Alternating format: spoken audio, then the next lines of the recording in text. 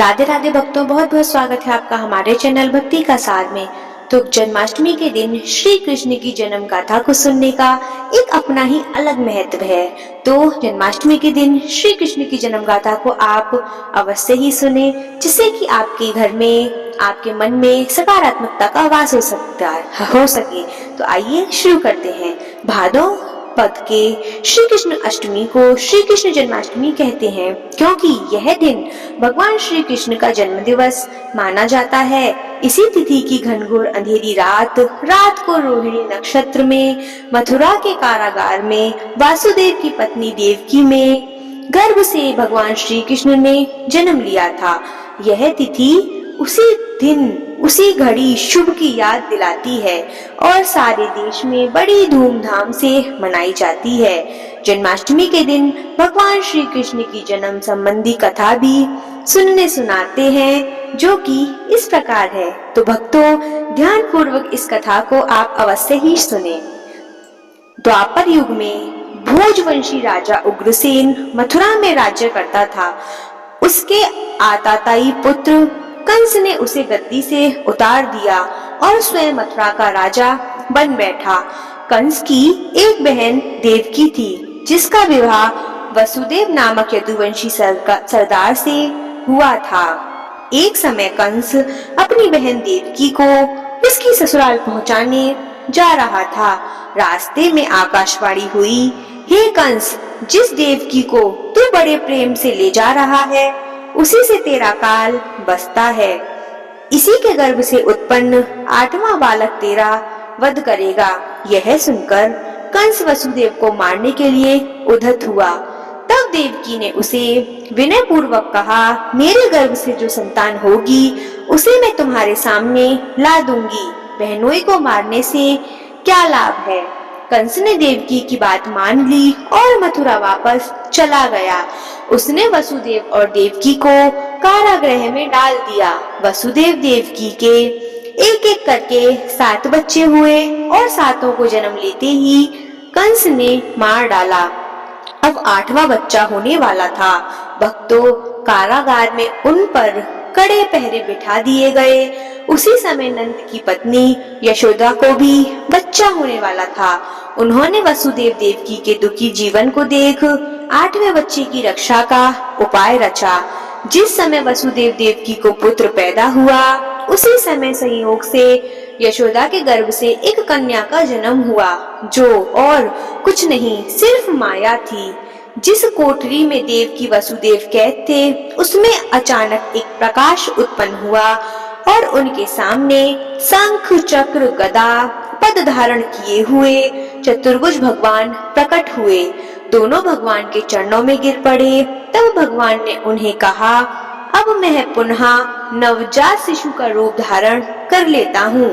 तुम मुझे इसी समय अपने मित्र नंदी जी के घर वृंदावन में भेज आओ और उनके यहाँ जो कन्या जन्मी है उसे लेकर कंस के हवाले कर दो।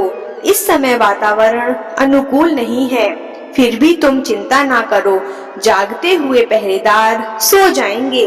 कारागृह के फाटक अपने आप खुल जाएंगे और उफनती अथाह यमुना तुमको पार कर जाने की मार्ग देगी।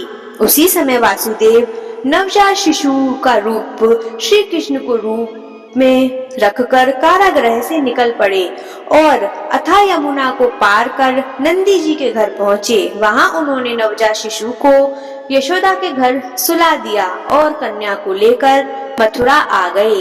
कारागृह के फाटक पूर्वतः बंद हो गए। अब कंस को सूचना मिली कि वासुदेव जानकी को बच्चा पैदा हुआ है। उसने बंदी गृह में जाकर देवकी के हाथ से नवजात शिशु कन्या को छीनकर पृथ्वी पर पटक देना चाहा, परंतु वह कन्या आकाश में उड़ गई और वहां से कहा, अरे मूर्ख, मुझे मारने से क्या होगा।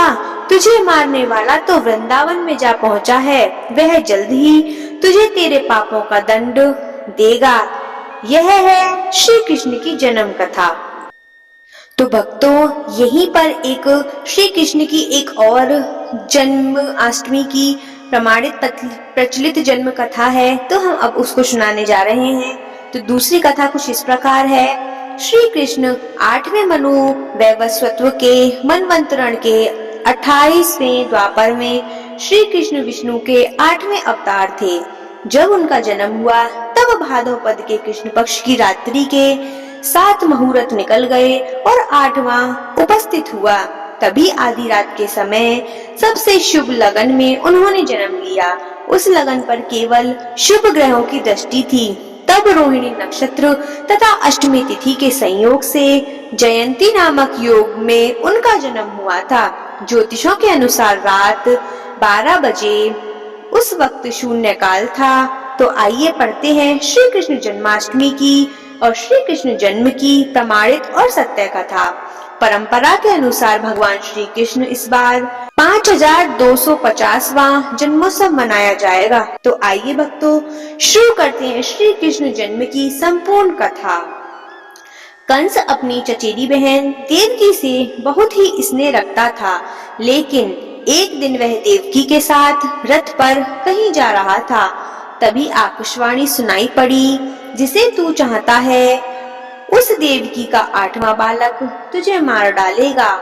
इस भयंकर आकाशवाणी को सुनकर कंस भयभीत हो गया और उसने अपनी बहन को मारने के लिए तलवार निकाल ली। वासुदेव ने उसे जैसे तैसे समझाकर शांत किया और वादा किया कि वे अपने पुत्र उसे सौंप देंगे। पहला पुत्र होने पर जब वासुदेव कंस के पास पहुँचे तो कंस ने कहा कि मुझे तो 8वां बेटा चाहिए। बाद में नारद ने बताया कि तुम्हें मारने के लिए देवकी के उदर से स्वयं भगवान विष्णु जन्म लेंगे। तो कंस और भयभीत हो गया और उसने वसुदेव और देवकी को कैद कर लिया। बाद में कंस ने एक एक करके देवकी के 6 बेटों को जन्म लेते ही मार डाला। 7वें गर्भ में श्री शेष अनंत ने प्रवेश किया था। भगवान विष्णु ने श्री शेष को बचाने के लिए योग माया से देवकी का गर्भ ब्रज निवासिनी वसुदेव की पत्नी रोहिणी के उदर में रखवा दिया। तदंतरण 8वें बेटे की बारी में श्री हरि ने स्वयं देवकी के उदर से पूर्वावंतरण लिया। स्वयं भगवान विष्णु ने कारागार में प्रकट होकर देवकी और वासुदेव को दर्शन देकर उन्हें उनके पूर्व जन्म की तपस्या के बारे में बताया था और उसी से पुण्य फल हेतु पूर्व जन्म में ही उनके यहाँ 3 बार अवतार लेने का वचन भी दिया था। वचन अनुसार विष्णु जी देव की माता से कहते हैं कि पहले जन्म में वृषणी गर्भ के नाम से आपका पुत्र हुआ, फिर दूसरे जन्म में आप देव माता अदिति थी, तो मैं आपका पुत्र उपेंद्र था। मैं ही वामन बना और राजा बलि का उद्धार किया। अब इस तीसरे जन्म में मैं आपके पुत्र रूप में प्रकट होकर अपना वचन पूरा कर रहा हूँ। श्री कृष्ण जन्म के समय भयंकर बारिश हो रही थी और यमुना नदी में तेज उफान था। कहते हैं कि ऐसी बारिश इससे पहले कभी भी नहीं हुई थी। भयंकर रात्रि के प्रहर में बाण जैसे हालात थे। श्री कृष्ण जन्म के समय श्री हरि विष्णु की आज्ञा से माता योग माया प्रकट होकर देवकी और वासुदेव को उनके द्वार श्री विष्णु के दर्शन और पूर्व जन्म की यात्रा को मिटा देती है। योग माया के प्रभाव से ही उस वक्त शेषनाग बलराम के रूप में रोहिणी के गर्भ में चले जाते हैं। बलराम के जन्म के बाद श्री कृष्ण का जन्म होता है। यह पता चलते ही कंस बालक का वध करने के लिए निकल जाता है। यह देख योग माया अपनी माया से वासुदेव को जगाती है। वासुदेव जागते हैं तो वह कहती है कि कंस के आने से पहले तुम इस बालक को लेकर गोकुल चले जाओ।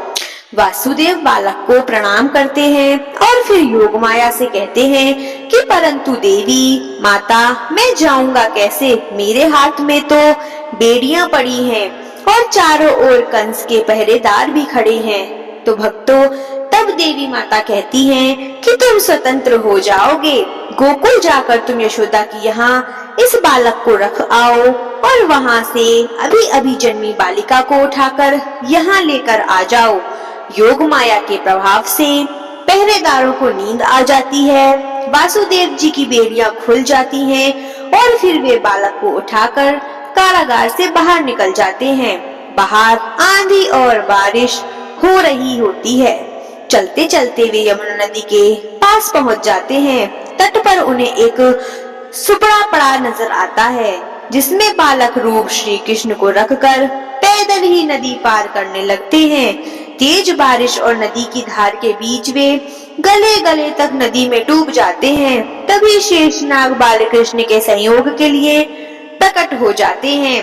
माता यमुना भी प्रकट होकर बाल कृष्ण के चरण छूकर नीचे उतर जाती हैं और उनके लिए यमुना पार करने का मार्ग बना देती हैं।